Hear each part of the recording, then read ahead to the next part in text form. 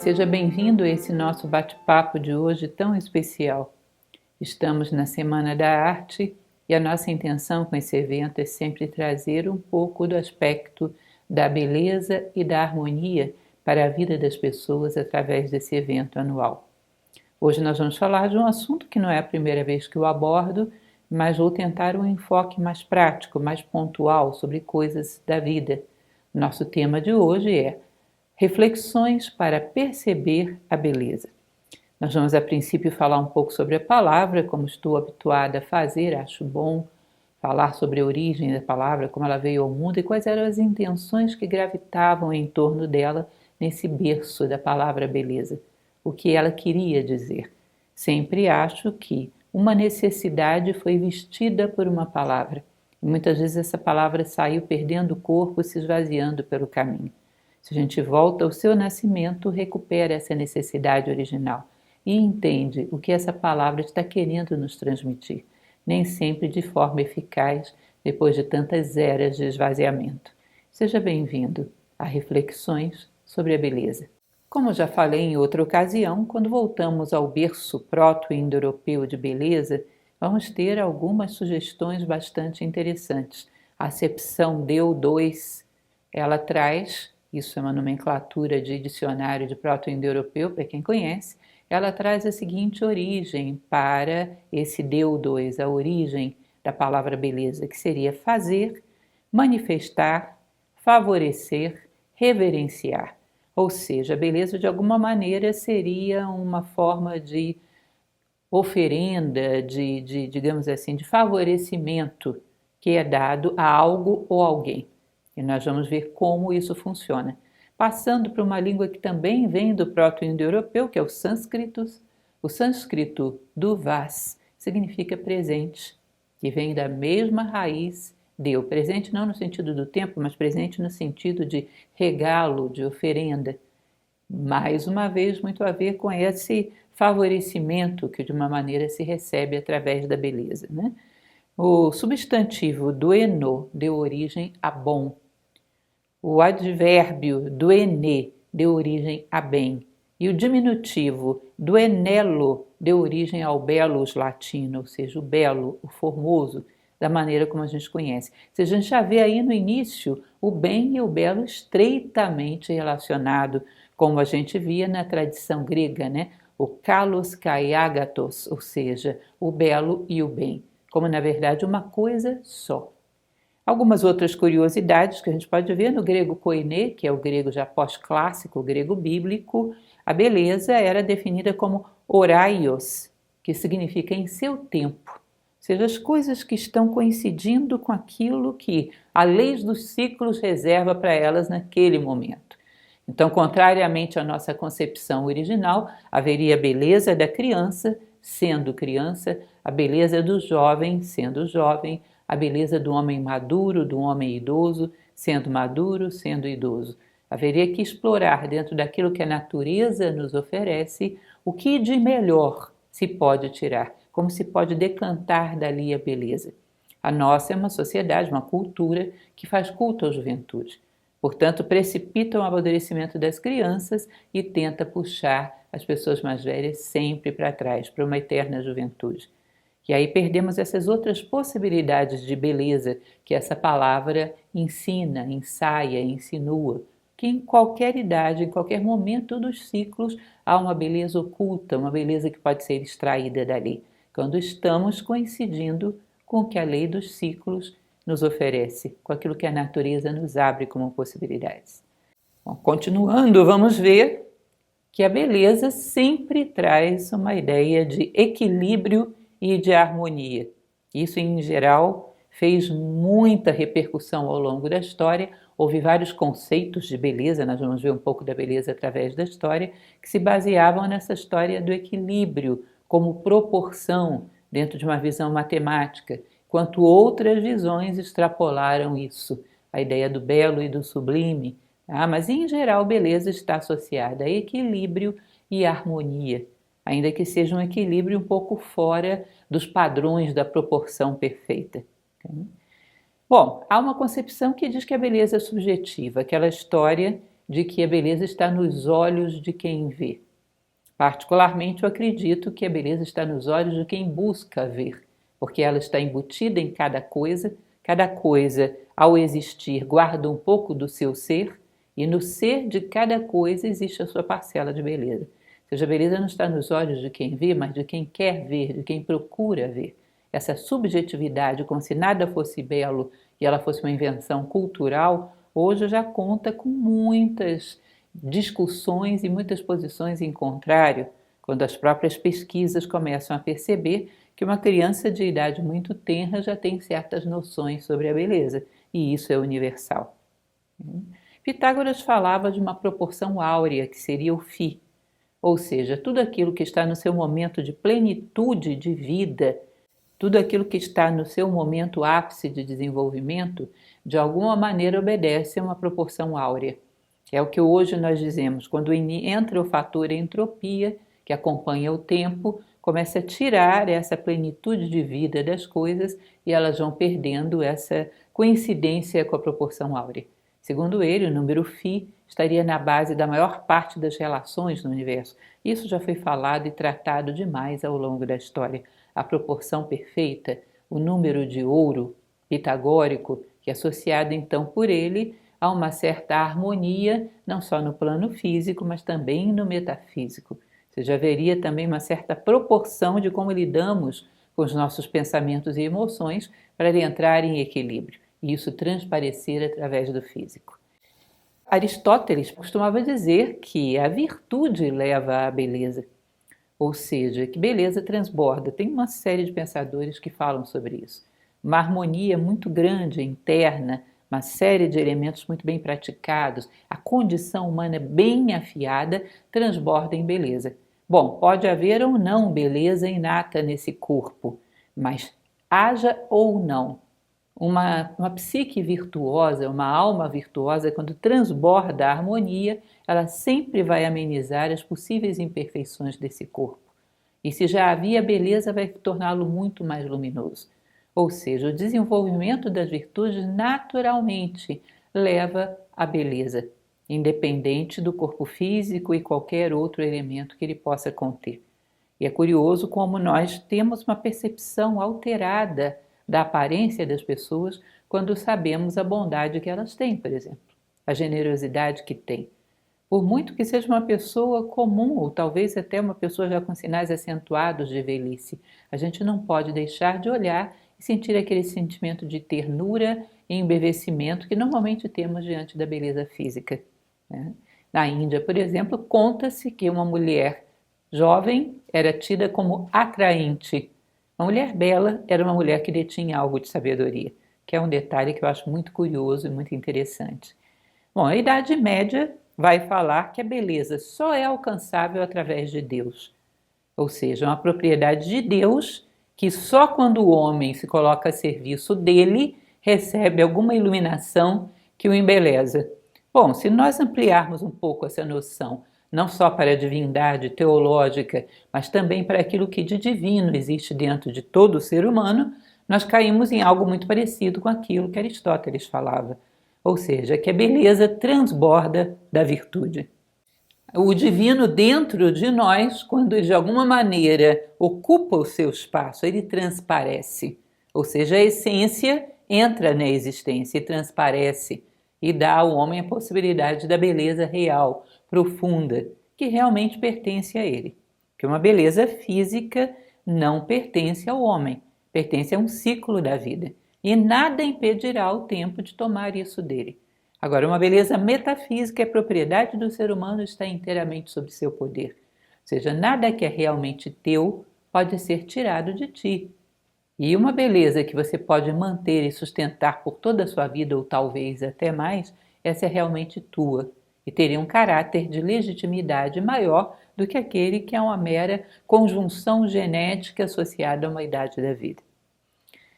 No Renascimento, acho que muitos conhecem as ideias de Giorgio Vasari, que faz aquele longo livro sobre os artistas do Renascimento e que ele vai introduzir muito fortemente, não é ele o primeiro, mas ele vai introduzir muito fortemente essa ideia da beleza como harmonia das proporções.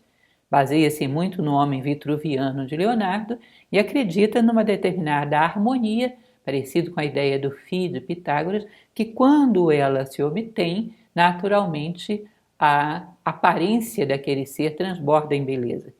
Recordo que há muito pouco tempo, 2 ou 3 anos atrás, houve uma busca pelo mundo afora de quem tinha o rosto mais proporcional. Pegaram uma jovem inglesa, que foi a que mais se encaixou dentro daqueles padrões matemáticos de combinar um hemisfério do rosto com o outro e ver a proporção, como um refletia perfeitamente o outro, e mostraram como possivelmente o rosto mais belo do mundo. Sem dúvida, era uma jovem bela, mas eu acho que a maior parte da humanidade seria capaz de avaliar que, sem sombra de dúvida, já havia visto rostos muito mais belos do que o dela. Ou seja, há algo além da proporção, com certeza. Esses experimentos já foram abundantemente feitos ao longo da história.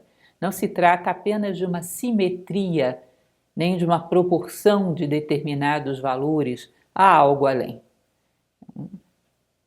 Existe um filósofo irlandês chamado Francis Hutcheson, e ele dizia numa obra Investigação sobre a Beleza, a Ordem, Harmonia e Desígnio, ele falava que a beleza é a unidade na variedade e variedade na unidade.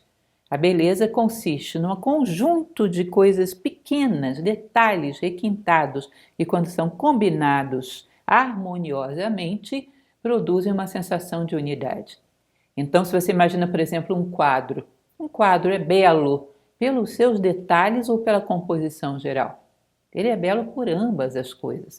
Se alguém imaginasse uma das composições que eu considero mais geniais do universo, que é a criação de Adão, de Michelangelo, a composição é muito bem pensada, mas alguém que não tivesse requinte nos detalhes, na pintura, na musculatura do corpo de Adão, do corpo de Deus, alguém que não prezasse pela riqueza dos detalhes, teria uma composição, uma boa ideia desperdiçada numa execução pobre.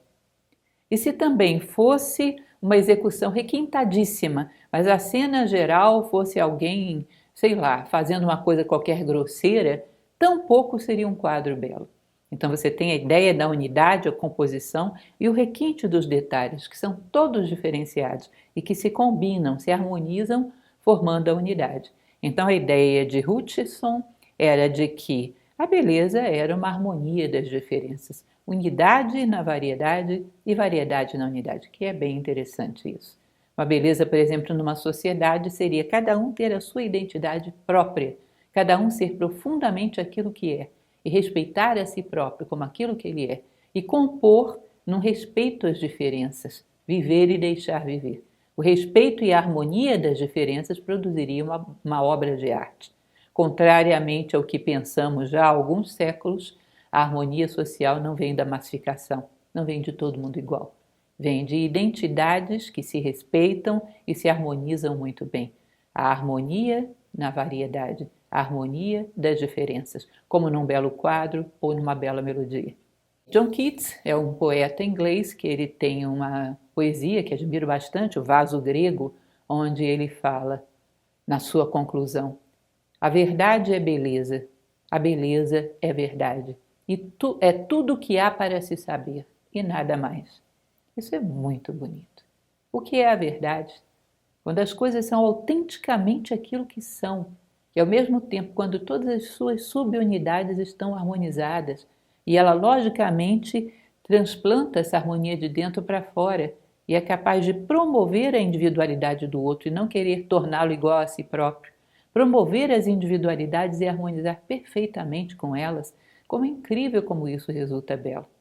Então, a verdade das coisas, ou seja, o melhor ser humano, a melhor sociedade, a verdade de uma sociedade, a verdade de um ser humano, seria a beleza, a combinação inteligente das diferenças, que não se intimidam por ser diferentes. O vermelho é totalmente diferente do azul e ambos são plenos naquilo que são. O dó é perfeitamente diferente do ré e ambos se combinam sendo o que são e são plenos naquilo que são. Eu acho isso muito interessante. Então, uma comparação a mais, a beleza com a verdade. Temos também Edmund Burke e Immanuel Kant, com uma comparação muito interessante, a ideia do belo e do sublime. Então você imagina o ordinário, uma casa bem arrumada, e Roger Scruton também falava muito sobre isso, uma casa bem arrumada, um jardim harmonioso, isso é uma beleza ordinária, extremamente necessária, organizadora até da psique do homem que convive com ela. Ou seja, ela obedece em geral à simetria, à harmonia, todos esses padrões comuns que nós conhecemos. Porém, existe a beleza extraordinária, que aí você parte para o sublime, e a natureza lança mão dela também. Imaginem vocês a imagem de um oceano revolto. Não tem nada de simetria ali. Sobretudo se tem uma tempestade, ainda desce um raio do céu e aquele oceano absolutamente revolto. Não tem simetria, mas aquilo é de uma grandiosidade que é difícil você olhar para uma imagem dessa e dizer como é belo, é difícil não fazê-lo. Assim, quando você vê a escarpa dos Alpes, aquele gelo gigantesco, cheio de pontas, desafiador, não tem nenhum tipo de simetria, mas você percebe que existe algo de ousado, inusitado. A natureza não é que ela quebre regras, ela gera regras segundo padrões que ainda não somos capazes de entender, e é extraordinariamente belo. Assim também, quando vemos uma tempestade que sacode violentamente uma árvore, você percebe o movimento, a dança daquela árvore como algo extraordinariamente belo, embora não previsível, não simétrico. Ou seja, a natureza produz aquilo que eles chamavam de sublime. Diante do belo nos harmonizamos, diante do sublime somos desafiados. É uma beleza que se mantém dentro dos padrões, uma beleza que rompe padrões de uma maneira extraordinária, mostrando que ainda temos muito que caminhar até uma beleza plena. Então Kant, inclusive, no seu ensaio sobre o belo e o sublime, ele faz uma espécie de desafio que eu acho muito bonito. Nós nos sentimos intimidados diante dessa escarpa dos Alpes ou diante desse oceano bravio. Mas no momento seguinte podemos recuperar a nossa dignidade. Quando percebemos que essas coisas podem nos aniquilar fisicamente, mas não podem nos corromper. Existe algo dentro do caráter humano, dentro da alma humana, que é tão grandioso e tão desafiador quanto essas duas realidades da natureza, e que é capaz de ir aos seus limites, sem deixar que ninguém interfira no seu curso. Você pode matar fisicamente um homem sem que ele queira, mas não pode corromper um homem sem que ele queira. Ele é absolutamente autônomo, absolutamente grandioso e absolutamente sublime quando o faz. Nietzsche dizia que vontade de poder é vontade de beleza. Aquela concepção de poder de Nietzsche, que é sensacional, ele coloca o poder como poder ser, como poder fazer, como poder se autotransformar, como poder realizar. E ele diz que esse poder dá ao homem a grandiosidade que o torna belo, muito parecido com a ideia do sublime de Kant. Ou seja, o belo é um homem que foi ao limite das suas possibilidades humanas, que realizou o seu potencial, ou seja, que tem poder sobre as circunstâncias internas e externas, poder sobre o eu animal, poder sobre as circunstâncias corruptoras, que sabe se impor sobre as circunstâncias, levando a sua identidade junto, que leva os seus poderes latentes à sua máxima expressão. O belo, para Nietzsche, era na verdade o sublime encarnado num ser humano. Portanto, a vontade de poder é vontade de beleza. Beleza para ele não era uma coisa simplesmente simétrica e regular. Beleza era o máximo de possibilidades de cada ser. Joseph Pieper, que é um filósofo alemão muito interessante, do qual falei algum tempo atrás, ele tem também uma ideia que eu achei curiosa. Todas essas coisas a gente pode observar na nossa própria experiência. E é importante que vejam, que façam essa transferência desses conceitos para que não sejam mera teoria. Pieper diz que a harmonia é o que transborda quando há uma colocação interna correta, um encaixe interno de cada coisa no seu lugar. Ou seja, como se fosse um senso de justiça interno, onde cada coisa ocupa o seu papel. Um homem furioso não é belo, não tem harmonia, porque a fúria instintiva, brutal, é de um animal. Pode ser até que um leão rugindo seja belo. Um homem rugindo, não é próprio do homem. É belo no homem quando ele domina o seu animal e chega ao máximo de justiça, o máximo de generosidade, o máximo de amor, o máximo de fraternidade. Isso é um homem indo ao seu máximo. assim como o leão vai ao seu máximo quando ruge. Então, a correta colocação das coisas internas faz com que tudo que esse homem emita seja belo. E eu volto sempre a recordar nos meus tempos em que fazia canto lírico, há muitas décadas, quando a professora dizia que quando eu sabia colocar bem todas as estruturas da minha voz por dentro, que eu ficasse tranquila, que qualquer som que eu emitisse seria belo. Isso me recorda muito fortemente. E ainda hoje, quando eu penso, vou ter que trazer beleza, necessito disso, me alimento disso, beleza para a minha vida, beleza para o ambiente onde me insiro, eu olho para dentro e vejo, está cada coisa no seu lugar? Porque senão as musas não comparecem. Eu não tenho um recipiente suficientemente limpo para que as musas depositem o seu vinho sagrado, o seu néctar sagrado.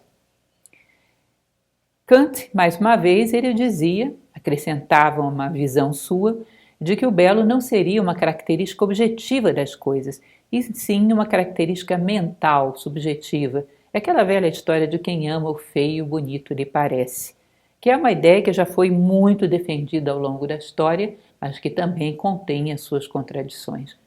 Parece que, como já falamos, uma criança de idade muito pequena é capaz de reconhecer coisas mais belas que outras.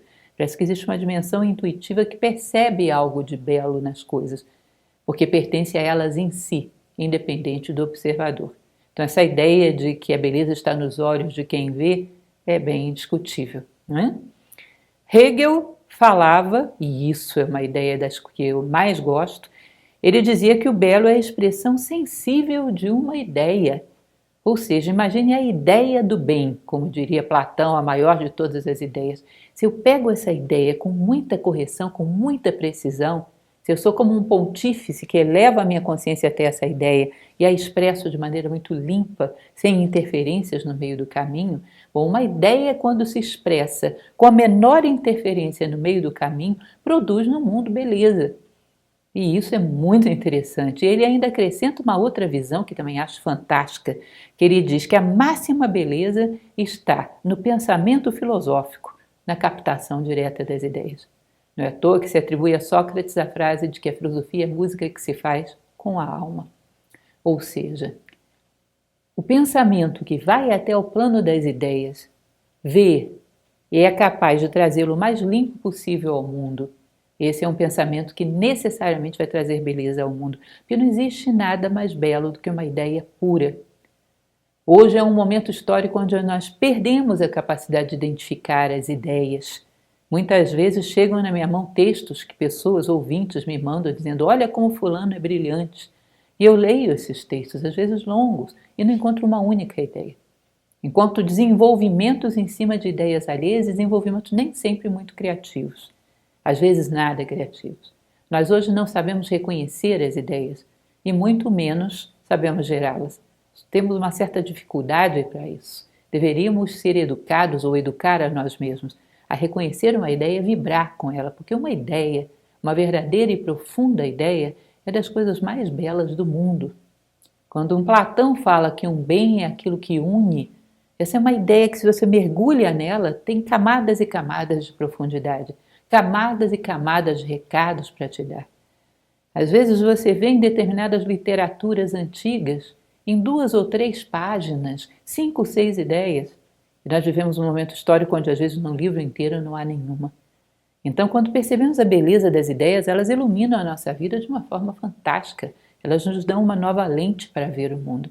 As ideias revelam para nós onde elas estão presentes, iluminam a essência de todas as coisas.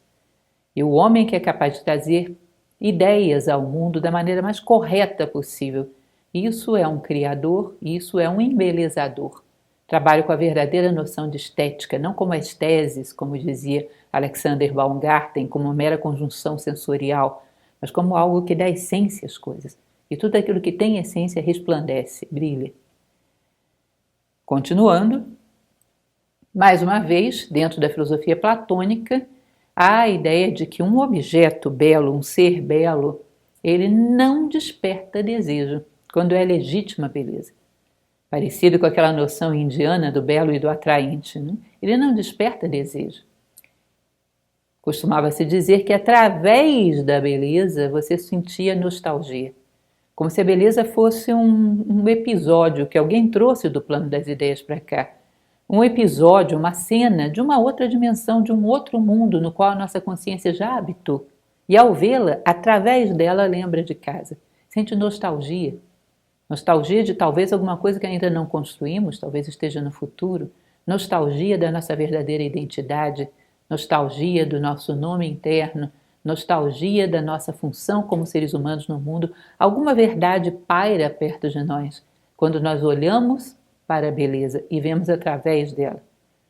Aquilo que provoca desejo não é belo, é atraente apenas.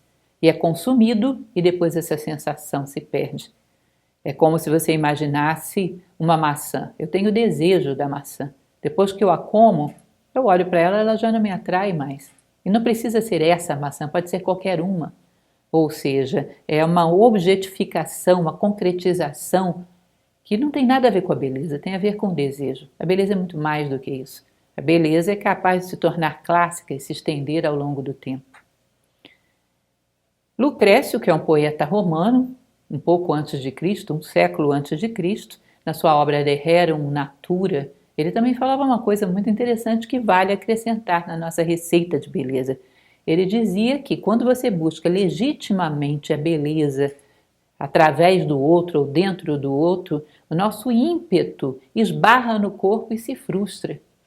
A ferida do amor que não sacia, como ele diz na sua peça, no seu poema, das coisas da natureza. Ou seja, quando você se embevece pela beleza de alguém, o corpo se torna como uma grade que te impede de ir ao encontro daquilo que é belo naquele ser. E se você busca apenas a união do corpo, não tem muita coisa. Daí viria o conceito do amor platônico, né, que é a união nos três planos, no plano noético, no plano das essências, no plano metafísico, compartilhar valores, compartilhar ideais, no plano psíquico também afinidades psicológicas e até no plano físico, porque até o corpo vem participar do banquete da alma. Ou seja, você pode unir o homem nos três mundos, mas a sede de beleza não se contenta apenas com o corpo físico. Ela esbarra nas grades desse corpo físico tentando alcançar algo mais. E se não alcança, se frustra.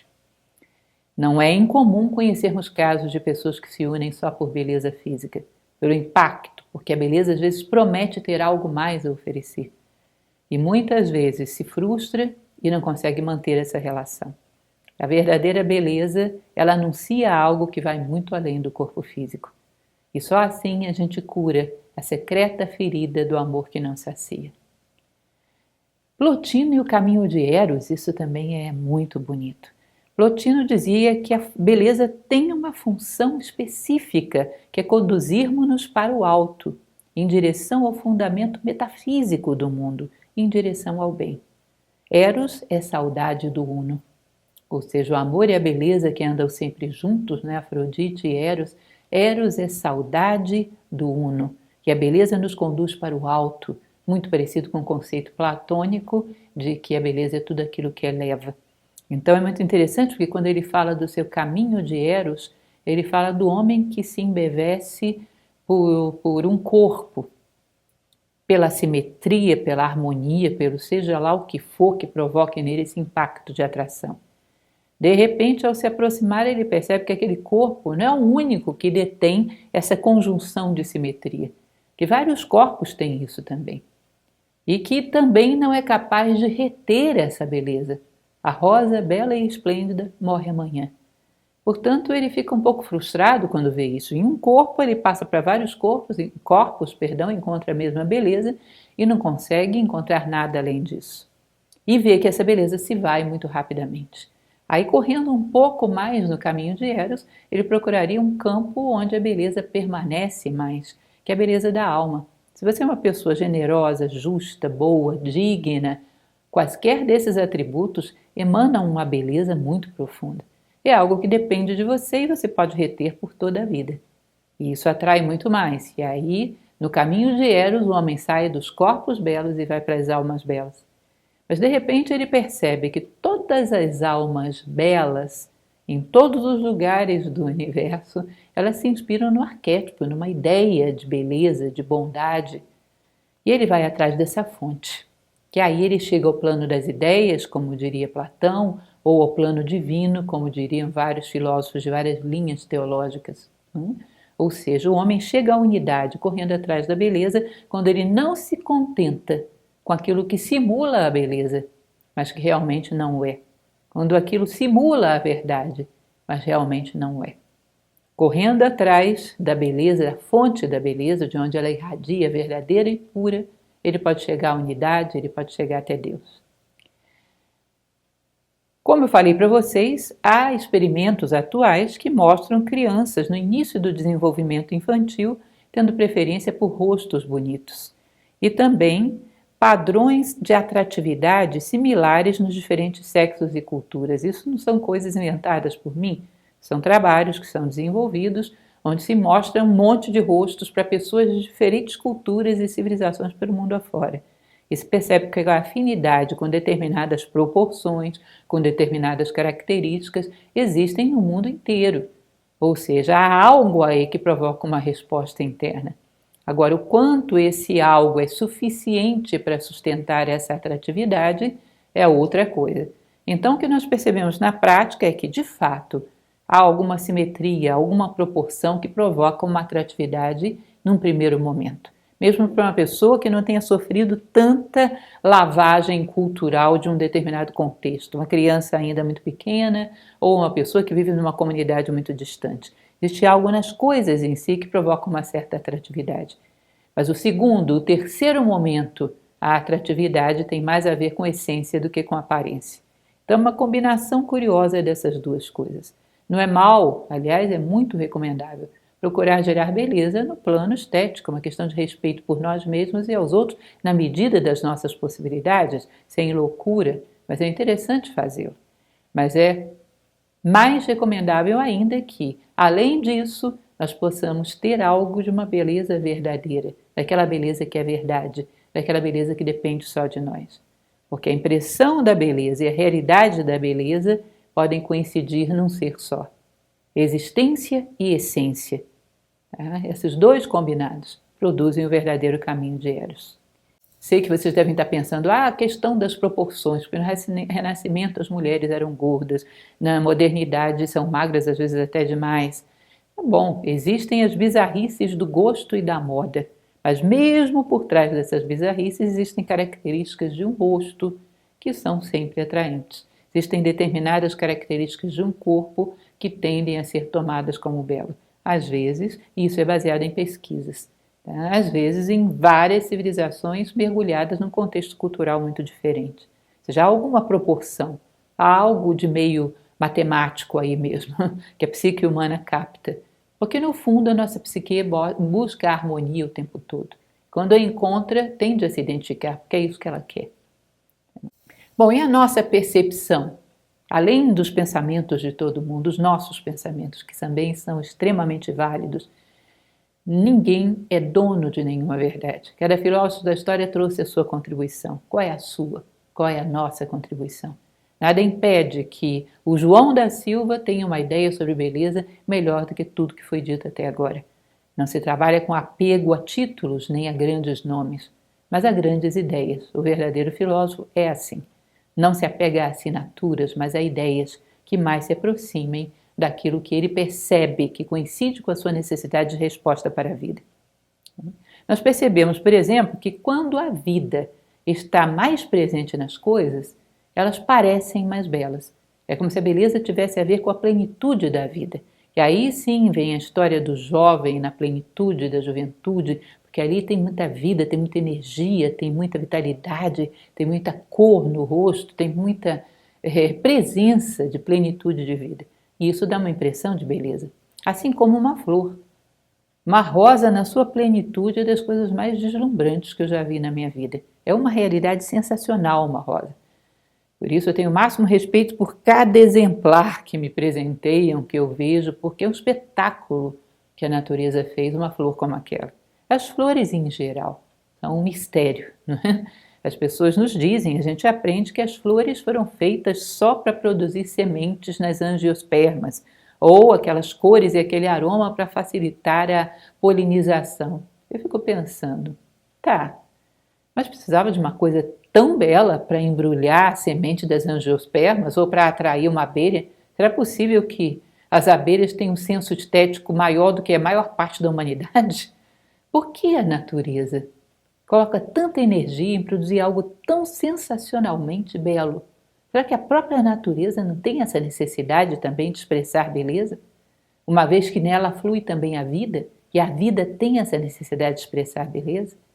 Que é incrível e sensacional o que uma flor é. Um dia desses, andando por um local que era mais mato já, sei lá, já capinado muitas vezes, e no meio daquele mato desordenado havia uma plantinha simples com uma flor belíssima, escondida. Estava ali no meio do mato. A natureza não faz para esconder, para mostrar para ninguém. Ela faz por sua necessidade de expressão. Ah, sim, já sei. Ela embala a semente das angiospermas. Olha, o ser humano sabe embalar as coisas de uma forma bem feia. Ah, ela atrai para a polinização. O ser humano sabe atrair insetos de uma maneira que também não precisa ser estética, certo? Enfim, eu me questiono muito sobre o papel da beleza como arquétipo, como ideia, dentro da própria natureza, porque ela lança a mão dessa beleza. E é muito difícil você justificar com explicações utilitárias. Para mim, pelo menos, não me convencem, não acho suficientes. Então, a vida, quanto mais presente ela está nas coisas, ela passa, sim, uma impressão forte de beleza. Agora, resta saber se nós somos capazes de fazer com que a vida esteja mais presente nas coisas. Vai dizer, claro que não, a vida está mais presente nas coisas que são jovens. Aí eu venho para vocês com aquela tradição oriental que eu acho tão bela, que diz que existe um vetor da vida física e da vida metafísica. Tá? Então a vida física não tem jeito, o princípio da entropia funciona nota 1000, não é? O tempo vai passando, ela vai decaindo. E se houver um vetor de contraposição da vida metafísica, que enquanto uma decai, ele sobe, porque cresce com a sabedoria, cresce com o domínio sobre os fatores da vida, cresce com o trazer à tona os seus poderes latentes, de tal maneira que às vezes você vê uma pessoa com marcas no rosto, idosa, às vezes extremamente idosa, de uma beleza sensacional. É incrível, e são muitos os casos, porque transmite algo que é quase que fora dos padrões da humanidade comum, que ela é capaz de transbordar de bondade, de sentimento, de sensação de pureza. Ela se torna um símbolo, ou seja, há um vetor de contraposição, que também canaliza a vida, canaliza de uma outra forma, sobre a qual a gente tem controle. Lembra? A beleza interna a gente tem controle, a externa não. Continuando, beleza daquilo que é puro. É incrível que parece que até a natureza, mais uma vez, a vida lança a mão disso para proteger os filhotes de predadores. Porque é difícil, a menos que um homem esteja muito enlouquecido, um filhote de uma espécie, que ele tenha esse ímpeto de crueldade. Um filhote é uma coisa tão desprotegida e tão pura. Às vezes espécies que vão ficar ferozes lá na frente. Mas em geral os filhotes são tão puros, são tão ternos, que inspiram nos seres ternura. E um certo respeito, não, isso eu tenho que respeitar. A ideia da pureza tem muita beleza dentro dela. A natureza lança a mão disso. As coisas que são puras, crianças, por exemplo. Crianças pequenas, ouvir as brincadeiras dela, ver o que elas falam, ver como é que simulam as coisas na imaginação, como contam histórias. Ou seja, definitivamente a pureza é uma forma de beleza muito cativante. Quase que um véu que protege tudo aquilo que é ainda frágil e faz com que surja uma ternura e um embevecimento tremendo. Então é mais um atributo, a vida, a pureza, são coisas que a gente pode observar que geram de fato a beleza. Beleza do que é puro nas ações, e agora não só nos corpos. Tem coisa mais bela do que você saber que uma pessoa foi tão honesta que, embora ela passasse por muita necessidade, encontrou uma coisa sua e devolveu intacta, porque ela se respeita, ela não quer nada que não seja dela. Uma pessoa seja tão generosa que, mesmo a um custo pessoal muito grande, pare o que está fazendo para atender a necessidade de alguém, um animal, um ser humano, seja lá o que for. Tem coisa mais bela do que você ver uma pessoa sendo íntegra, e absolutamente coerente. A coerência é linda, irradia um halo de beleza. Os atos também emanam beleza. Às vezes associada à pureza das ações de uma criatura pura, como por exemplo uma criança. É lindo ver uma criança, aqueles montes de desenhos que nós que fomos pais e mães guardamos. Mamãe, você é linda, mamãe, te amo. É uma obra de arte para um pai e para uma mãe, né? Porque é uma declaração de pureza.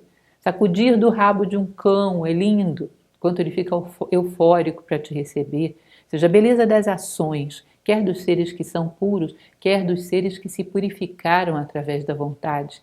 Sejam homens já adultos, mulheres já adultas, que são capazes de ter atos de muita legitimidade. A pureza nas ações também é muito bela de se ver. Muito bela de se ver. Ainda que a circunstância seja feia, a ação de uma pessoa dando o seu melhor para ajudar todos que estão envolvidos é muito bela.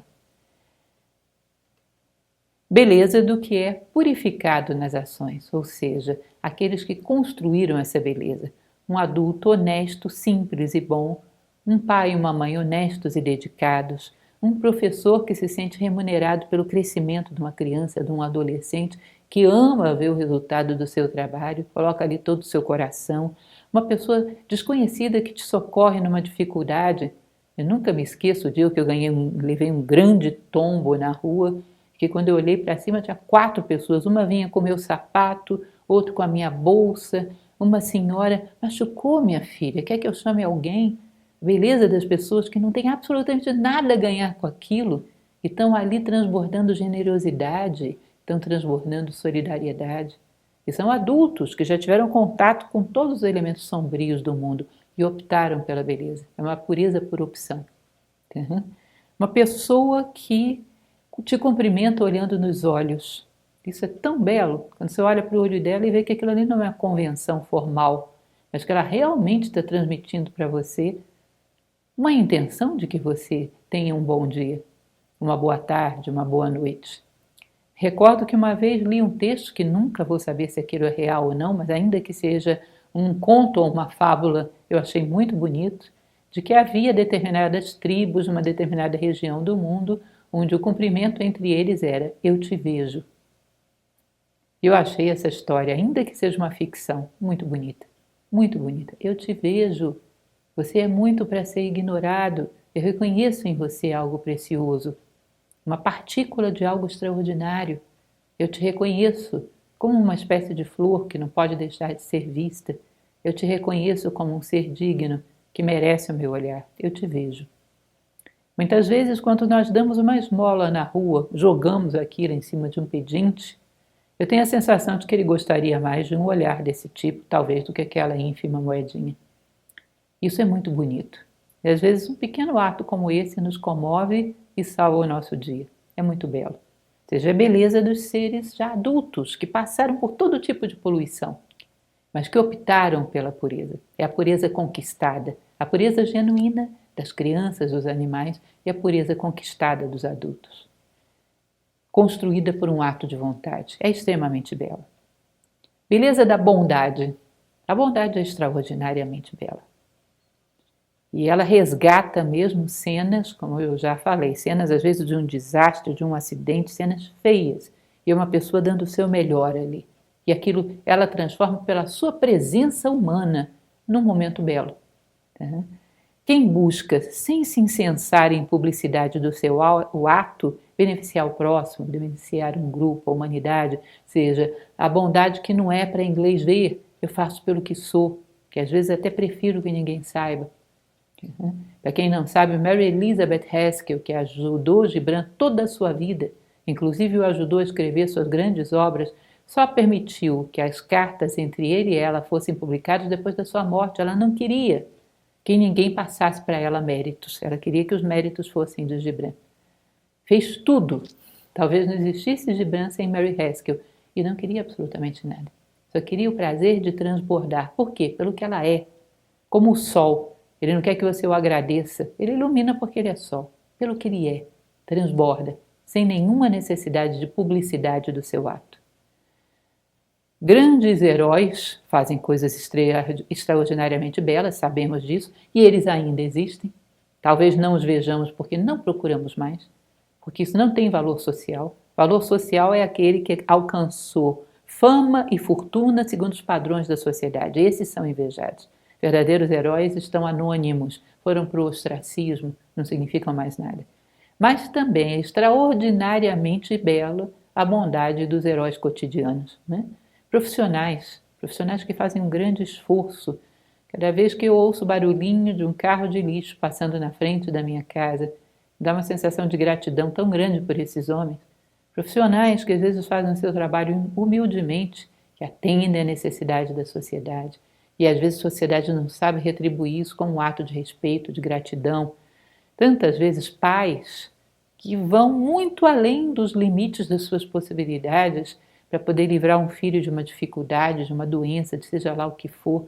A bondade é extraordinária, né? Voluntários legítimos. Por que eu falo de voluntários legítimos? Não aqueles que querem alguma recompensa de publicidade ou alguma isenção de imposto de renda, mas que fazem porque têm a necessidade de tomar a humanidade como sua família, transbordam seus laços familiares de consanguinidade, reconhecem o DNA da essência humana e têm essa necessidade premente de ser fator de soma. Isso é muito belo. Pelo mundo inteiro, quando esses voluntários agem, é uma coisa bonita de se ver. Eles estão presentes onde há necessidade, daqui a pouco estão chegando grupos desse tipo lá. Que mais? Pessoas de boa vontade em geral. A bondade é sempre extraordinária.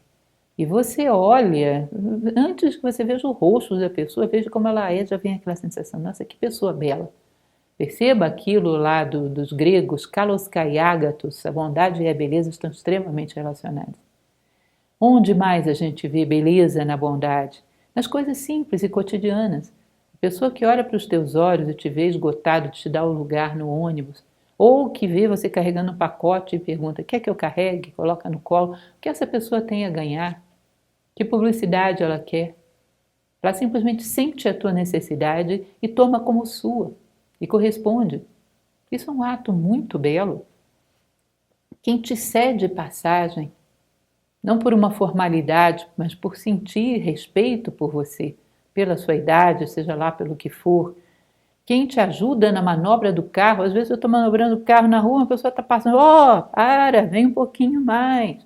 Não, a pessoa às vezes tem o que fazer, o seu tempo é ocupado. E se está numa dificuldade, deixa eu dar uma ajudinha. E vai embora, você não sabe nem quem é, não quer nada. Me recordo que uma vez me senti mal no volante do carro e parei, abri a porta do carro. 2 minutos depois tinha 2 moças paradas. Moça, a senhora quer me deu uma garrafinha de água mineral? A senhora está sentindo mal? Quer alguma coisa? Eu falei que estava tranquilo, que eu ia só esperar um pouco e já ia embora. E elas foram embora, não sei nem quem eram. Tão jovens, tão talvez indo para o trabalho, talvez ocupadas. Olha, eu tenho uma garrafinha de água mineral. E elas levaram uma impressão minha de esperança e de beleza muito grande com elas. Eu nem sei quem eram. As pequenas coisas onde a gente revela aqueles pontos de humanidade que às vezes estão escondidos entre nós. O herói cotidiano, aqueles momentos onde frestas na nossa alienação trazem à tona a nossa humanidade, em coisas muito simples, né? Aquele que pega alguma coisa que cai no chão para te entregar, rapidamente alguém abaixa e te entrega. Por que essa pessoa faz? Qual é a vantagem pessoal que isso traz? Isso é um transbordar da natureza humana. E quando a natureza humana transborda legítima, pura, sem manipulações, ela é de uma beleza extraordinária. A bondade é onde mais facilmente encontramos a beleza. O que mais? O amigo que se preocupa e te aconselha. Às vezes falando coisas que você não quer ouvir. Sabe aquele amigo que você fica com raiva dele? Precisa um tempão para você perceber que ele só queria te ajudar e volta a procurá-lo, pede desculpas. Aquele amigo que não quer que você goste dele a qualquer preço, ele quer que você fique bem a qualquer preço. Portanto, tenha coragem de ser sincero no momento que você está num desvario. Aqueles parentes, aquelas pessoas do teu relacionamento, aquela família biológica, uma família construída, que às vezes você comete vários erros, é intransigente, não sabe conviver, mas quando tem uma dificuldade profunda, você tem certeza, se eu for buscá-los, vão me acolher. Que existe algo que nos relaciona muito acima disso. Existe um vínculo de amor e de lealdade muito acima disso. E a gente às vezes não valoriza. Muitas vezes por intransigências, por opiniões sectárias, jogamos fora um vínculo tão sagrado quanto esse, daquelas pessoas que nos amam e estão de prontidão em prol do nosso bem. Isso é belíssimo, belíssimo. Você sabe que tem um colo, tem quem divide com você as suas amarguras, tem quem caminha contigo. Isso é sagrado, não deveríamos profanar isso nunca, por coisas passageiras e superficiais. O que mais? E os grandes atos de bondade que nós deveríamos ser caçadores dele. Porque existem pessoas fazendo coisas extraordinárias no mundo nesse momento. Eu costumo caçar esses nomes e os coleciono, porque, como dizia Platão, é bom ter um herói sempre à vista, para relembrar o quão grande podemos chegar a ser. Isso é extraordinariamente belo. Um homem que serve à bondade é um homem belo, um ser humano belo. Seja ele em que condições físicas ele possua. Mas quando ele transborda a bondade, ele é de uma beleza irresistível, uma beleza transformadora, uma beleza que faz com que ele seja polo de atração de muitos outros seres humanos, mais do que qualquer modelo fotográfico perfeito das passarelas de Paris. Com certeza. Ou seja, há que procurar e há que saber ver a beleza, se queremos encontrá-la na sua face mais legítima, mais verdadeira, aquela beleza que é verdade. Beleza nas pequenas coisas. Essa é uma das práticas que eu acho mais adoráveis, porque ela preenche tua vida toda. Quando você vê, você teve um dia todo cheio de beleza, e isso te dá um estado de realização muito grande. Preenche a tua vida. E a natureza te oferece um banquete de pequenas coisas belas todo momento. E quando você compõe tudo isso, você tem um dia inteiro belo, você tem uma vida inteira bela. Eu acho isso incrível quando você percebe o sol voltando no dia seguinte. Um dia desses entrava um raio de sol diagonal no meu quarto. Aquilo era uma obra de arte. E eu pensava, bom, apesar do ontem, alguém me deu um papel em branco para recomeçar. E o sol voltou a distribuir a sua luz, o seu calor, sem perguntar para ninguém, ei, você merece a minha luz? Não. Generosamente, todos. A sua luz e o seu calor, todos que estejam com janelas abertas para recebê-lo. Como é belo isso, como me dá mil reflexões. Às vezes é aquele momento crítico, que eu considero o momento crítico do filósofo, que todos os dias, quando abre os olhos na cama, tem que relembrar muito bem o que ele é e onde ele quer chegar com tudo isso. Tem que reforçar o seu ânimo de aperfeiçoamento. Às vezes uma pequena coisa como essa é um sinal maravilhoso de que vale a pena recomeçar. Porque se o sol não desiste, por que eu desistiria? Ele é sol, eu sou humano. Cada um irradia a luz da sua forma. Por que eu desistiria? Pequenas coisas desse tipo. No Tibete eles valorizam. Eu, dia desses, dava uma aula sobre o livro tibetano dos mortos, o Bardo Thodol. Eles valorizam pequenos sinais como símbolos de que determinadas coisas estão acontecendo, muito parecido com aquilo que Jung chamava da sincronicidade. Bom, sempre há raios de sol, mas a maneira como esse entrou no meu quarto nesse momento é especial, talvez, para esse momento. Talvez esse raio nunca entre exatamente dessa maneira no meu quarto. Talvez a minha necessidade de experiência se entrecruze com esse fato natural e ele tenha algo a me dizer. O sol vai estar por aí durante muito tempo, uma infinidade de tempo pela frente, ainda é uma estrela com muita vida pela frente. Mas a maneira como ele interage com cada ser vivo em cada momento é única e irrepetível, que é dotado de significado, uma vez que as coisas se entrecruzam, como diz Jung, por uma necessidade mútua de experiência. Que mais? O escândalo dos pássaros quando amanhece. Isso é uma experiência que eu sempre achei maravilhosa. Fiz um poema, inclusive, sobre isso, a Canção Matinal dos Pássaros, porque está acontecendo algo extraordinário ali.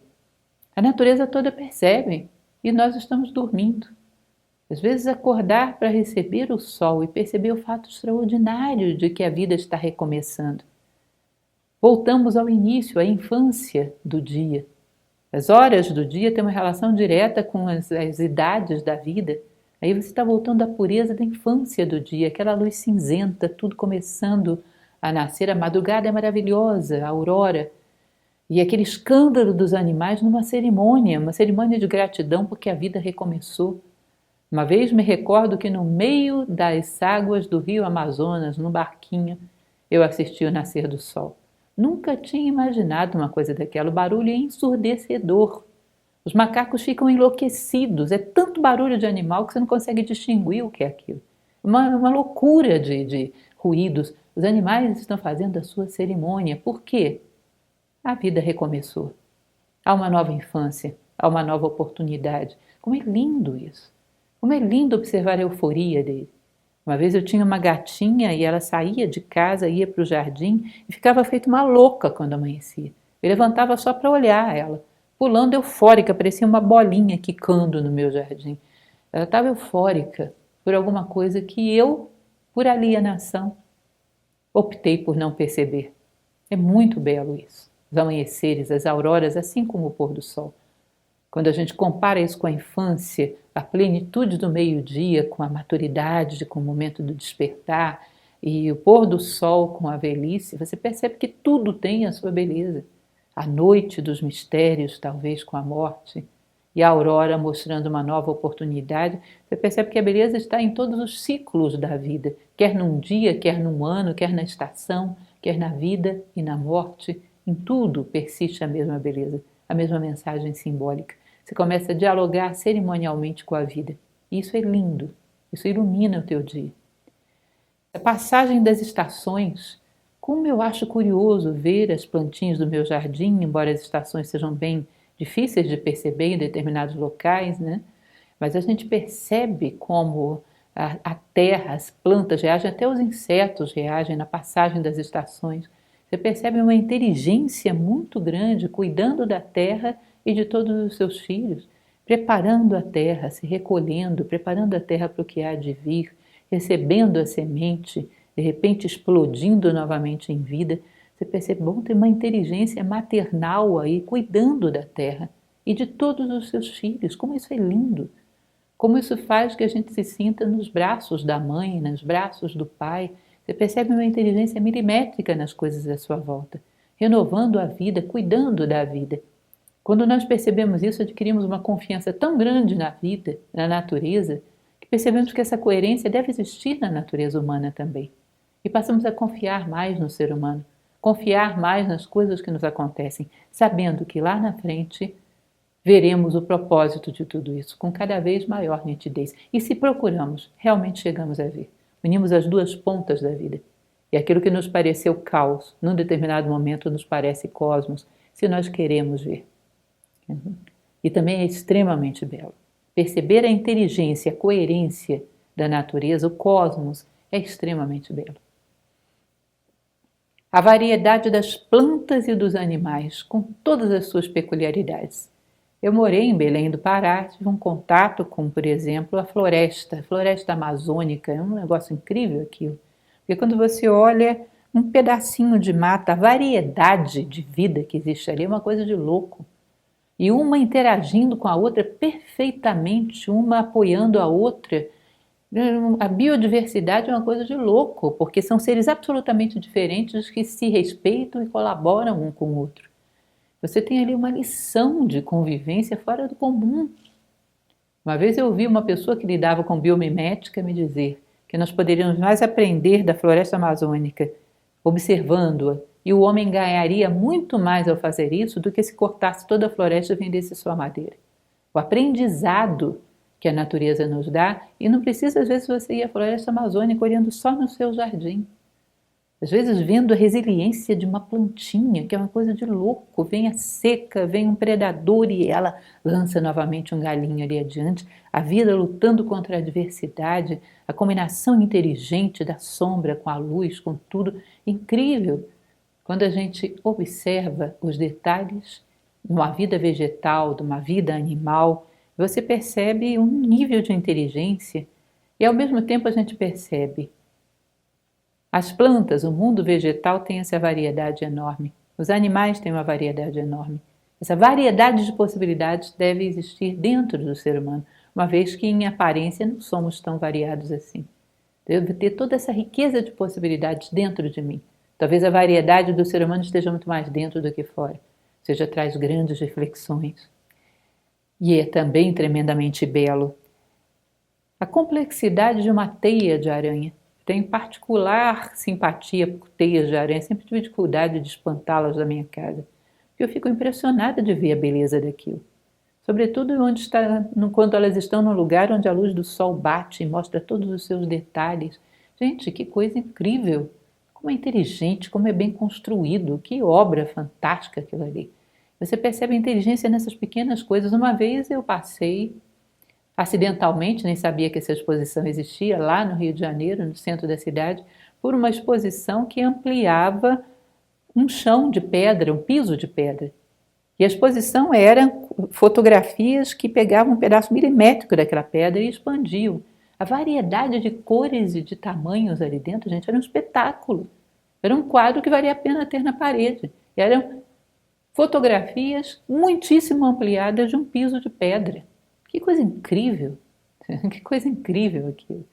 Eu me recordo que quando eu era pequena eu ficava olhando as rachaduras nas paredes e achava aquilo tão inteligente, a maneira como um tronco central ia enveredando, como se fossem galinhos de uma árvore. Muito tempo depois, uma pessoa veio me falar que muitas vezes uma rachadura obedece também ao fio, ao número de ouro, à proporção naquelas coisas que se abrem.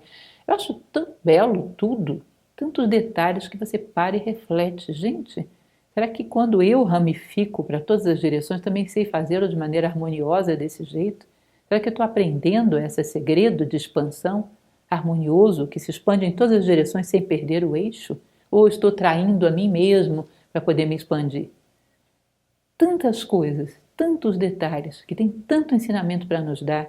Não é à toa que Diógenes, no Cínico, Diógenes de Sinope costumava dizer que a vida é um livro aberto para o observador atento. O sábio aprende diretamente da natureza. Alegria de trabalhadores simples, fazendo suas tarefas, às vezes alegremente, fazendo coisas muito simples, felizes da vida com aquilo, sem muitas ambições, mexendo nas suas coisas e fazendo aquilo com todo carinho. Uma pessoa que está curtindo o que está fazendo, seja qual for o seu trabalho, é uma coisa muito bela de se ver. Quando você sente que ela está ali como se fosse uma criança com os seus brinquedos, totalmente imersa naquilo, adorando o que está fazendo, pela coisa em si, e não porque ela vai ganhar muito depois ou porque vai ficar famosa, mas curtindo os seus brinquedos, realizando-se ali. Também extremamente belo é ver o movimento normal da vida. Às vezes olhar, eu sempre gostei de ver isso. Aqui de Brasília, morava numa entrequadra ali na Asa Sul e ficava vendo a euforia das crianças voltando para casa no final das aulas. Nossa, pareciam uns passarinhos que tinham fugido da gaiola.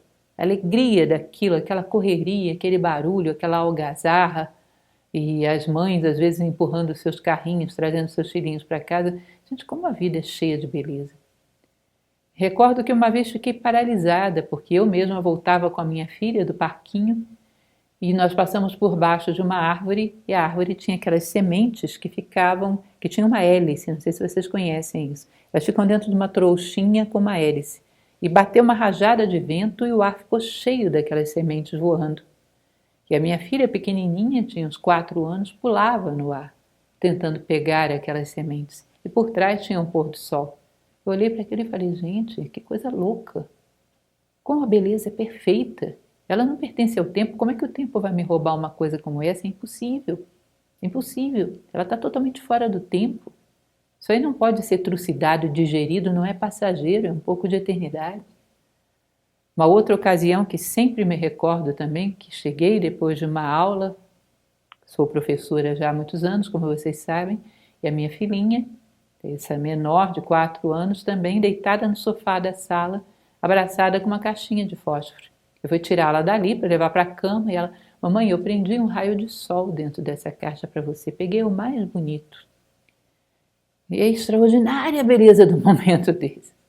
Como é que a vida pode tirar isso da nós? Não pode, não pode. Essas coisas são momentos de eternidade no meio do tempo. Como é belo às vezes. Detalhes, coisas pequenas da vida. Se nós fôssemos mais observadores, seríamos ricos. Seríamos tremendamente ricos. Beleza do silêncio, vocês sentem isso? Às vezes eu sinto, entrando em determinados ambientes, às vezes até a minha própria casa me oferece isso. Um momento que parece que toda a natureza emudeceu. Fica aquele silêncio pesado, eu costumo chamar de silêncio de catedral. Parece que entra dentro de nós. e dá um sentido de eternidade, como se o tempo tivesse feito uma pausa.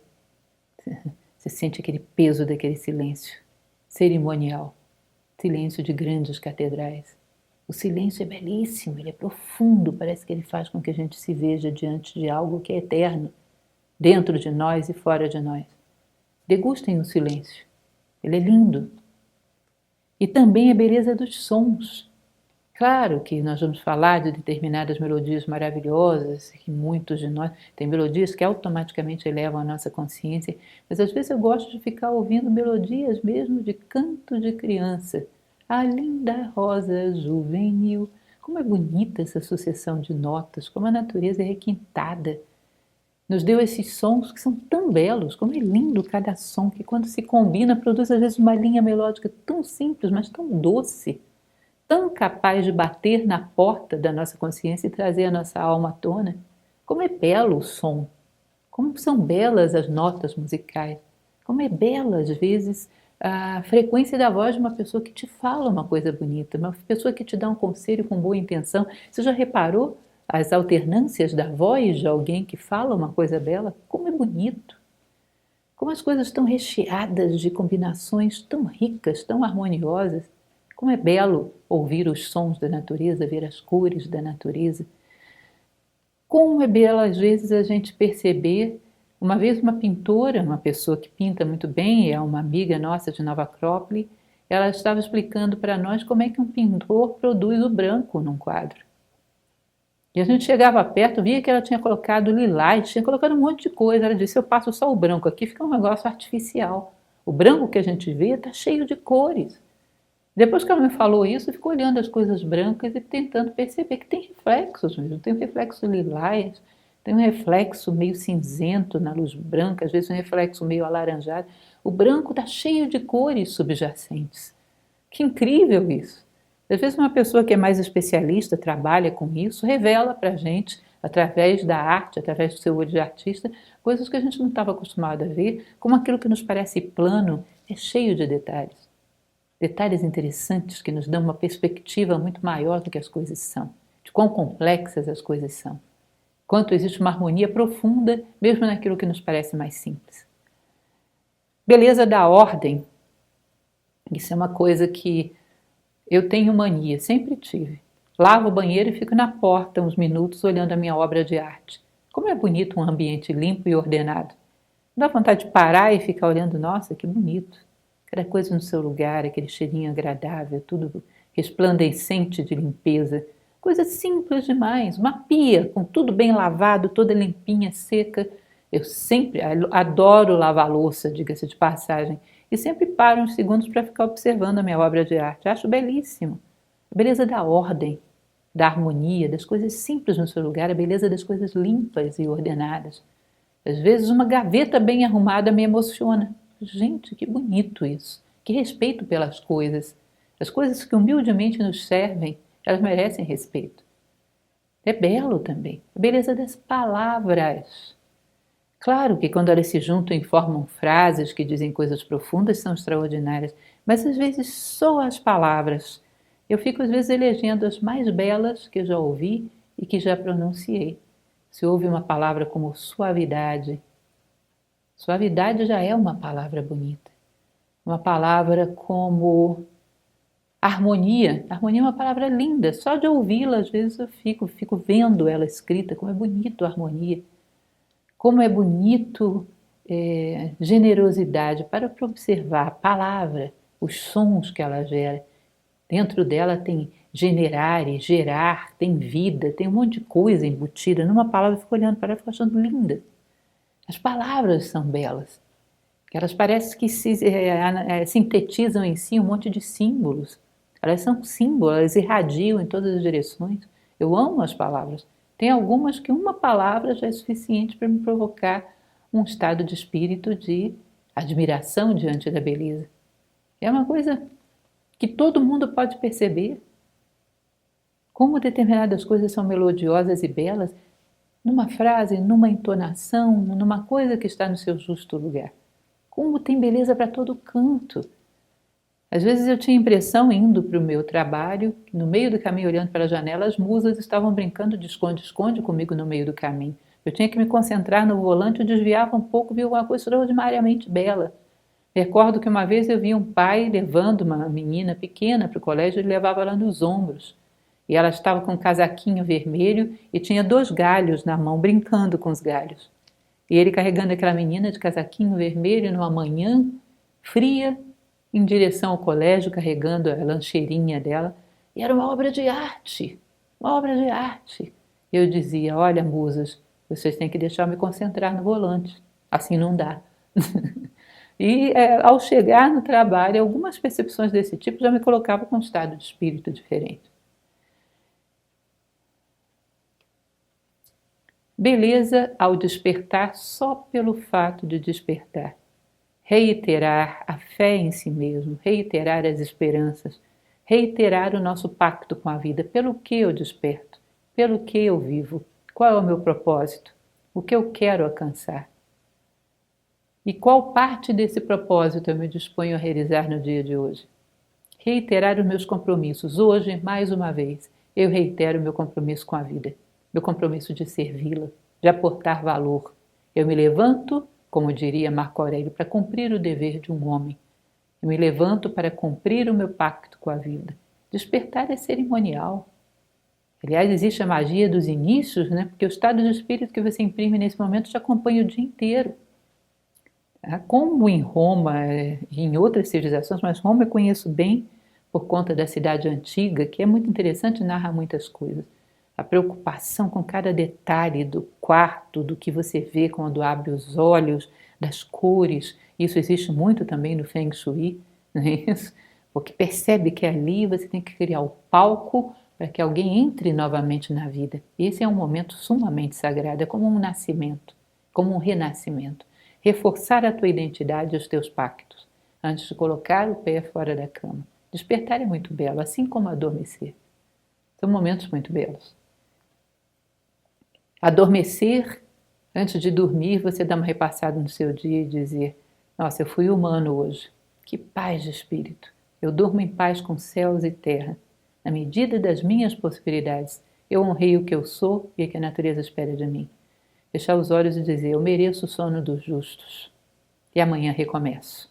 É um sadio orgulho de olhar para as nossas pegadas e dizer, olha, não foi nada de extraordinário, mas foi o que eu deveria ter feito.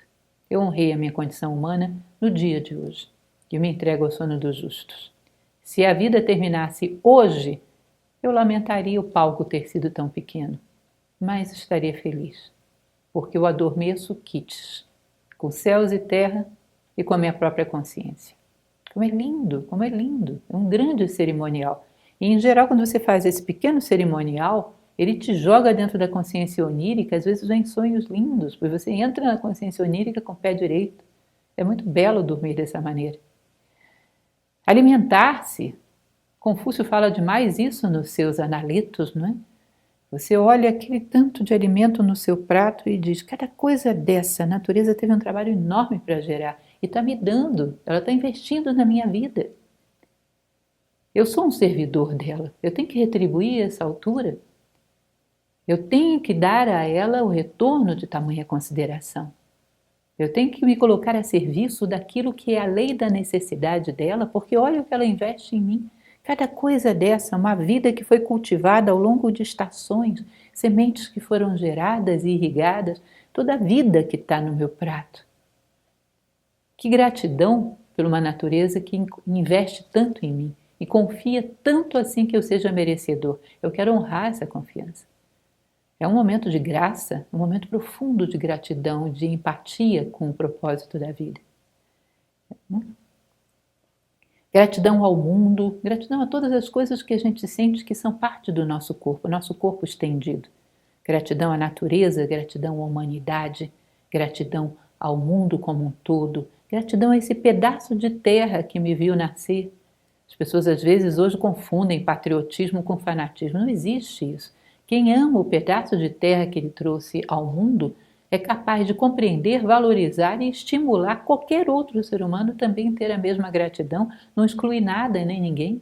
simplesmente um respeito àquilo que me corresponde, aquele pedaço de terra de onde foram tirados os alimentos que eu consumi, aquele pedaço de terra por onde eu caminhei na minha infância, esse pedaço de terra que me abriga generosamente como uma mãe.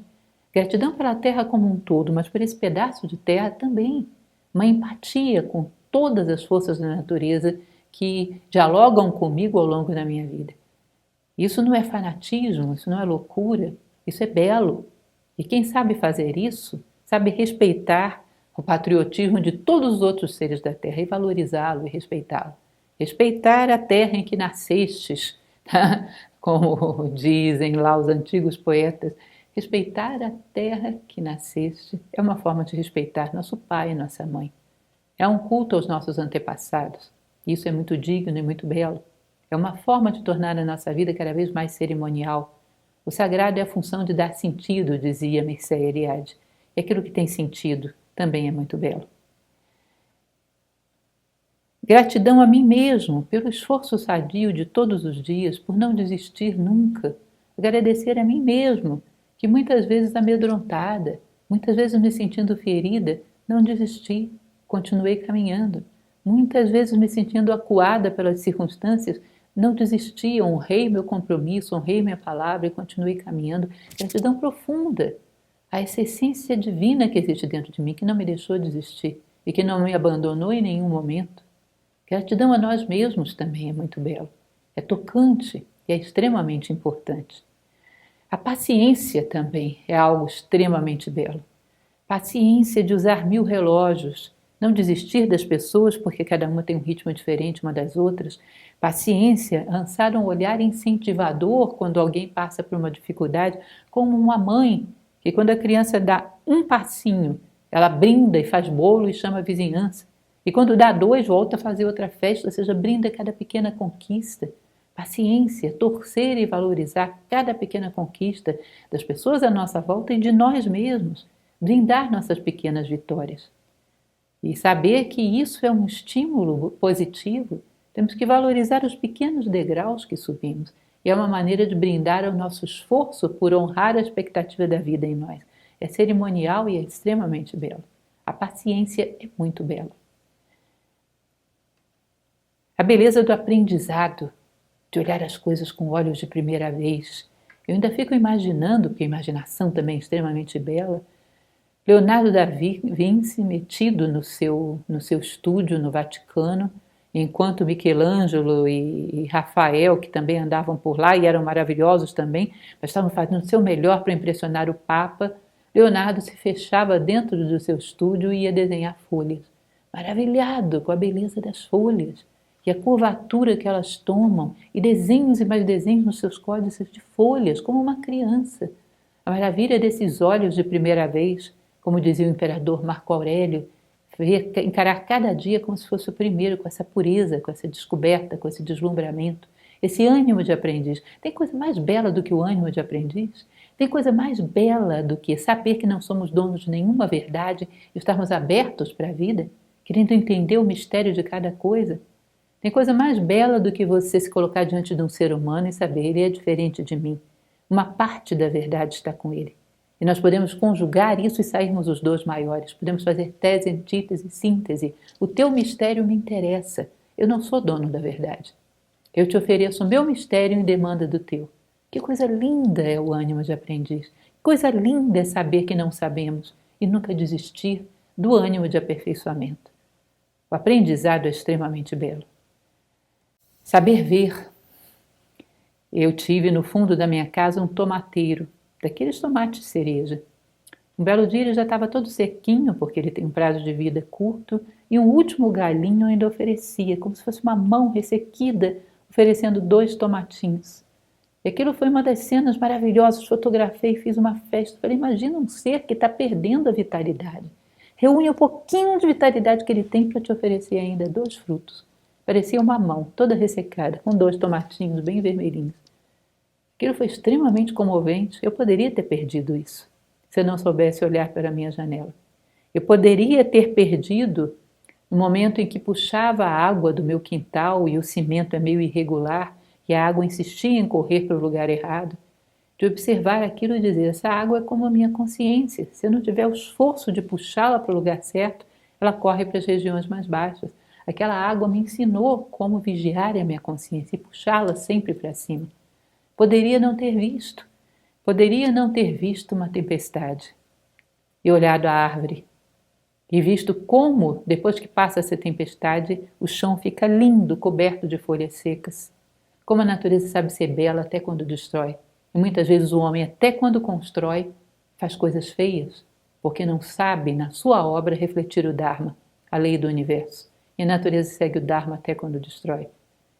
Ou seja, ser capaz de observar, saber ver. Ir além das aparências, ver a mensagem simbólica que cada coisa contém. Saber ouvir. Saber ouvir muito mais do que as pessoas estão dizendo, mas o que elas querem dizer com aquilo. Ao invés de você ficar olhando para as pessoas e já pensando que você vai responder, esperando ela calar a boca, esvazie a mente e deixe cair, como se fossem gotas de chuva num solo seco, as palavras da outra pessoa, totalmente vazio e receptivo. E você sente a necessidade dela, que muitas vezes está muito além daquilo que ela simplesmente está sabendo expressar. Ao sentir a pessoa, você pode responder o que ela necessita, que às vezes não tem muito a ver com o que ela está dizendo. Isso é extremamente belo.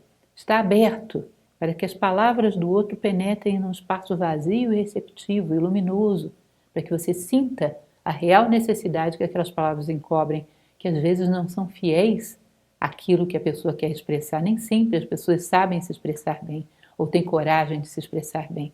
Saber ouvir é lindo. Uma pessoa que sabe ouvir é uma coisa maravilhosa de se ver. Eu me recordo daqueles anciãos, como minha avó e outros, que ficavam absolutamente paralisados. Você percebia que ela não estava esperando nada, ela estava totalmente concentrada naquilo que a pessoa estava falando. Saber ouvir é lindo e hoje cada vez mais raro. Saber o que as pessoas querem ser e estar preso dentro delas. Perceber que às vezes uma pessoa, você convive com ela, ela tem um esforço grande para ser uma pessoa, digamos, mais ativa. De repente é pega por uma circunstância qualquer que fica totalmente inerte. Ou um esforço que uma pessoa tem para ser um pouco mais compreensiva, mas que de repente vem uma circunstância que a coloca colérica. E você saber olhar para aquela pessoa falando e saber dividi-la. Isso é o que ela é, a pessoa que eu conheço, e isso é o descontrole do qual ela foi vítima agora. E ao invés de você responder à pessoa descontrolada, responde à pessoa harmoniosa que você conhece. E você ajuda, essa pessoa se sente dividida no meio, e você começa a dar força ao que ela é, sobre aquilo que ela está. E ela sente que você está se aliando a essa guerra interna dela, para que ela seja permanentemente aquilo que ela quer ser. Às vezes a gente olha e diz, fulano é incoerente, fulano é mentiroso, fulano é falso, ele tem duas caras. Não, ele está tentando. Alice é uma dessas caras, que ajude ele a lutar com a outra. Saber ver o que a pessoa realmente quer ser, sonha ser, por trás daquilo que ela está conseguindo ser. Vocês sabem lá o quanto é belo isso? Tem algo de divino nisso, é muito belo. É empatia. Quando você se despe de tudo que você pensa, dos teus conceitos, e entra no mundo do outro, puro, limpo, com intenções de ver o mundo através das circunstâncias internas dele, através de todos os elementos que ele tem. Você vai enxergar por mais uma face do prisma. Você vai ver o mundo por um ângulo que você não tinha. Esse desejo profundo de entrar no mistério do outro e ser capaz de fazê-lo. Despir-se de tudo que é pessoal. Não entrar com as tuas concepções, com os teus conceitos. Como Ulisses, que entra no mar e emerge totalmente despido. E só assim encontra a ilha dos feaços que vão levá-lo para casa. Ou seja, despir-se de todas as capas e manias da minha personalidade e entrar no ponto de vista do outro, no mistério do outro, com ânimo puro de aprendiz, querendo levar um pouco da sua luz e trazer para si um pouco a luz do outro. A empatia é uma coisa belíssima e é uma arte que poucos sabem fazer. Uma pessoa empática é um artista. Ele sabe o valor relativo da sua personalidade e sabe se deslocar de dentro dela, despir-se dela e penetrar no mistério do outro. É belíssima a empatia. Sincronicidades, repetições dos fatos na minha vida Isso é tão interessante isso, quando você começa a observar que os fatos que se repetem estão querendo falar com você. Eu costumo falar da fila que nunca anda, né? E que em determinado momento você diz, será que a vida está querendo dizer que eu sou impaciente? Às vezes o fato de você, sei lá, cometer um erro no começo de um processo, quando você chega atrasado para um compromisso, não sei se você percebe que esse descontrole inicial vai atraindo um monte de outros desastres. Aí você chega atrasado, a internet falha, o vizinho resolve treinar a bateria, o gato grita, ou seja, uma sucessão de desastres quando você começa mal. Observe essas coincidências na sua vida. Veja o que elas têm para te dizer. Uma das coisas mais belas da vida é aprender a linguagem da vida e dialogar com ela. E a linguagem da vida é símbolo. Quando você começa a perceber os fatos reiterativos na tua vida, suponha que eles são uma mensagem que a vida está te mandando. Faça uma suposição de resposta, uma proposta de decodificação e sinta como é que a bola volta. Desenvolva um diálogo com a vida através da língua que a vida fala, que é símbolo. Isso também é belíssimo. Isso vai suscitar em você uma curiosidade profunda de um dia ver o rosto dessa inteligência que desde os bastidores da vida se comunica com você através da sua língua, que é símbolo. Porque símbolo é sempre a raiz de todas as linguagens. Dignidade na dor também é belo. Beleza de querer entender o propósito de todas as coisas. Beleza de querer ser coerente com tudo que você aprendeu e acredita nos momentos mais difíceis. Coerência é linda, a dignidade é linda. Beleza de entender um ensinamento e colocá-lo em prática na hora certa. Como dizia o Buda, todos nós passaremos pela velhice, pela doença, pela morte. Saber encontrar dentro de nós algo que seja um território seguro, um chão seguro, que nós sabemos que nada nem ninguém pode tirar de nós, que nos permita ficarmos dignos e coerentes e no controle de nós mesmos diante das maiores adversidades. Não cairmos na loucura, na insanidade, que é sempre a pior alternativa. A beleza, a dignidade, o autocontrole diante da adversidade, da dor, é extremamente belo. Eu me recordo que uma vez me contaram uma história que também não sei dizer se era veraz, mas eu achei bastante possível, de um velhinho que tinha 70 anos de casado. E quando sua esposa morre, as pessoas estranham, porque ele estava muito tranquilo, muito sereno no enterro. Perguntaram para ele por que ele estava tão tranquilo, tão bem. Ele disse, eu fiquei feliz, porque se eu fosse primeiro, ela ia sofrer demais. Eu não queria isso para ela. Se alguém tem que sofrer, eu prefiro que seja eu. E aquele negócio me tocou profundamente. Que coisa mais linda! A dignidade de uma pessoa diante da própria dor. Tá bom, tá doendo, mas eu prefiro que seja eu. Faz parte da vida, um tinha que ir. Eu sabia disso desde o primeiro momento da vida, que um dia ela terminaria. Bom, terminou de uma maneira que a pessoa que eu mais amo não sofreu tanto. Que bom que foi assim, graças à natureza. Preparar-se para as coisas que necessariamente virão com um terreno sólido sob os nossos pés. Sri Han, que é um filósofo que eu gosto demais, um pensador maravilhoso, ele diz, constrói a tua barca. Quando você desenvolve atos profundamente humanos e belos, quando você desenvolve valores profundamente humanos e eficazes, como justiça, como fraternidade, você está construindo uma terra sólida sob os teus pés. Quando a vida vier e te tirar essa barca, você tem outra que te permite estar de pé no meio da tempestade. A dignidade diante da dor, a coerência nesse momento é uma coisa linda de se ver. É um espetáculo raro e extremamente belo. Saber buscar e valorizar aquilo que não perdemos, aquilo que nada nem ninguém pode tirar de nós ao longo da vida. Saber valorizar o que é permanente, o que é duradouro, isso também é extremamente belo. Coerência, já falamos. Uma coisa interessante, uma constatação que fiz recentemente, que trouxe também para vocês, é a ideia da clara luz primordial. Um dia desses, lendo o Bardo Todol tibetano, eles dizem que quando o homem desencarna, a primeira coisa que ele vê é um grande clarão. Esse grande clarão é o clarão do absoluto, da unidade, de Deus. Mas como o homem está acostumado sempre a ir para a região de sombra e não para a luz, na maior parte dos casos perde essa oportunidade. Se ele penetrasse aí, encerrava os ciclos, encerrava o eterno retorno, ele chegava à iluminação. Mas nós temos mais afinidade com o sombrio do que com o luminoso. Mas eles foram além. Eles dizem que essa clara luz primordial, essa luz pura, absolutamente cristalina, é ela que ilumina todos os momentos da nossa vida. Ela não aparece só aí. Se a nossa vida tem luz, essa luz vem dela. E aí eu parei para imaginar exatamente aqueles momentos mais belos da minha vida, mais puros, aquelas cenas com as minhas filhas, aquelas coisas que eu dizia, não é possível, o tempo não vai roubar isso de mim. E percebi que elas eram tão belas exatamente porque eram puras, de uma luminosidade cristalina. E eu percebi, bom, o que estava ali certamente era a clara luz primordial. E eu tenho um medo da morte me tirar essas coisas, que são as coisas mais preciosas da minha vida. Ou seja, eu estou com medo de perder algo que eu estou caminhando na direção dele. Porque se isso é a clara luz primordial, se foi ela que gerou pureza, luminosidade e bondade na minha vida, eu não vou perder, eu estou indo para ela.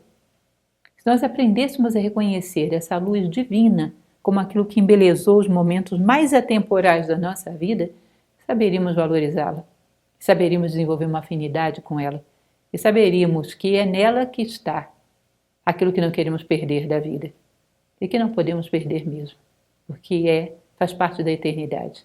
Que aprenderíamos a desenvolver uma afinidade com essa clara luz. Ou seja, às vezes um ensinamento de um livro lança tanta luz sobre a tua vida, tudo faz tanto sentido, encaixa tanto. Esses momentos de insight, onde você traz um ensinamento à vida, são belíssimos. Beleza da comoção ante os atos mais belos do homem. A arte, ou seja, as coisas grandiosas que se faz através da arte, que nos trazem lágrimas, a honestidade, a generosidade, a coragem, um ato de profundo coração. É uma coisa muito bela, saber apreciar a grandeza dos atos dos nossos companheiros de humanidade. Se permitir. Hoje rivalizamos tanto, competimos tanto, que às vezes aquilo que não fomos nós que fizemos, a gente resiste a admirar e a se comover diante da beleza das coisas. É como se fosse a beleza de um colecionista que coleciona e reúne as coisas mais belas que ele já ouviu na vida e faz uma caixinha de primeiros socorros espiritual. A obra bela esse momento belo da natureza, reúne e tem aquilo à mão, porque você tem um bom paiol de alimentos para os momentos de fome, para os momentos de seca. Ou seja, você soube armazenar. De tal maneira que quando vem os momentos adversos, você tem alimento. Você tem a sua caixinha de primeiros socorros, dos alimentos mais nutritivos e mais belos que a vida já te ofereceu. Beleza da compaixão ante os atos mais baixos do homem. Você perceber que aquele ser humano que caiu na coisa pior, mais hedionda que pode acontecer, vai cair num buraco profundo, um sofrimento profundo, e é também um dos nossos irmãos. Algo de nós desce aos abismos com aquele que cai, e algo de nós sobe aos céus com aquele que se eleva. Ou seja, um pouco da dor desse homem que está mergulhado na mais profunda crueldade, loucura que ele mesmo gerou, a dor da ignorância, da estupidez, da brutalidade, a compaixão por esse homem que está mergulhado nesse buraco e não o ódio. É belíssimo. E aqui eu não posso deixar de citar para vocês o caso de Agnes, que vocês já devem ter ouvido falar, aquela senhora maravilhosa que foi capaz de perdoar, inclusive pedir licença legal para abraçar o assassino que matou a sua filha e o seu netinho. Ela se corresponde com ele e a situação dele era tão horrível, uma vida tão horrível, ela se enche tanto de compaixão que ela sente necessidade de perdoá-lo. E aí você olha e diz, bom, isso não é humano, isso é um negócio assombroso um ser humano fazer isso. Uma frágil senhorinha. E ela fez algo acima do humano, assombroso. E como é belo alguém que é capaz de ter compaixão com os homens que estão num buraco, pelos seus atos, pela sua insensatez. Como é bela. Como é belo compreendermos que nós, humanidade, somos uma família e nos comprometermos com isso. Beleza diante da plenitude das coisas mais simples e das mais sublimes. As coisas simples da sua vida. conversar com seus pais ou com seus avós na varanda, tomar café com bolo no fim de tarde, conversar das coisas simples do seu dia, brincar com o cão, relembrar os bons momentos partilhados com os amigos. Joias, se sentir presenteado pela vida que nos dá tantos momentos como esse. Beleza de um símbolo, de uma cerimônia que eleva a consciência, que te proporciona uma visão da unidade, uma certeza construída sobre Deus, de tanto observar a lógica da vida, sobre a harmonia e o propósito da vida. Hoje vejo e tenho certeza, a vida tem propósito, tem sentido, tem coerência, tem inteligência. Beleza das certezas que você construiu através da reflexão e não através de uma fé cega. A beleza dos cerimoniais que demarcam, desde lá do tempo dos Neandertais, uma pedra em cima da outra, de joelhos, diante de algo que me supera, de algo que é maior do que eu. A beleza do sagrado e do homem que se coloca diante do sagrado, que o reconhece. Mircea Eliade costumava dizer que o homem é mais do que o homo sapiens, é o homo religiosus. Quando ele se coloca de joelhos e reconhece algo sutil, mas que concatena e harmoniza tudo à volta dele, permite a vida dele e o envolve. Esse homem chegou a um nível de inteligência mais elevada que um homem pode chegar. Inteligência pura, manásica, como dizem os hindus. Ou seja, a beleza do ser humano diante do sagrado. Respeitar isso. Eu não seria capaz de, através dessa conjuntura, ver algo, mas esse ser vê. Quando isso é lúcido, quando isso não é louco, não é fanático, mas quando é um homem que se sente diante de algo maior do que ele e se torna todo gratidão. Isso é muito belo. Beleza do desejo de servir. Beleza do desejo de agradecer. Essas coisas nos cercam o tempo todo. Êxtase quando várias belezas se encontram e se entrelaçam diante de nós. Esses são momentos especiais. E você pode provocá-los, inclusive. São aqueles divinos ócios de que falava Platão. Quando você pega uma música belíssima que eleva a tua consciência e a ouve num pôr do sol e ainda por cima pronuncia um poema, uma oração, junta 2 ou 3 belezas, elas turbinam a tua consciência. A beleza tem essa propriedade, quando ela se alia, ela provoca uma sinestesia que leva a tua consciência ao seu mais elevado, o encontro com a tua alma. Os divinos ócios platônicos, ótium é se dedicar às coisas da alma, negotium é se dedicar às coisas do corpo. E ambos, quando feitos da maneira correta, são belos e necessários. Beleza de um quadro, de uma música, de qualquer manifestação da arte. Eu trago para vocês esse poema, pequeno, simples, de um poeta que admiro demais, Kabir. Dos 100 poemas de Kabir traduzidos por Tagore, um pequeno poema, Kabir, Canto 19. Ó meu coração, o Espírito Supremo, o grande Mestre, está junto de ti. Desperta, arroja-te aos pés do teu amado, pois teu Senhor encontra-se à tua cabeceira. Tens dormido por séculos incontáveis. Não queres despertar esta manhã? Sintam os ecos de um pequeno poema como esse, de um homem que sabia o que estava falando. E se você sabe o que ouvir, quando fala um homem que sabe o que falar, a conexão que se produz aí é extremamente bela. Quando você sabe ouvir e alguém sabe dizer o que deve ser dito. Enfim, concluindo, a beleza é o modo de operação da vida. A beleza está. E crescer é aprender a percebê-la, gerá-la e servi-la.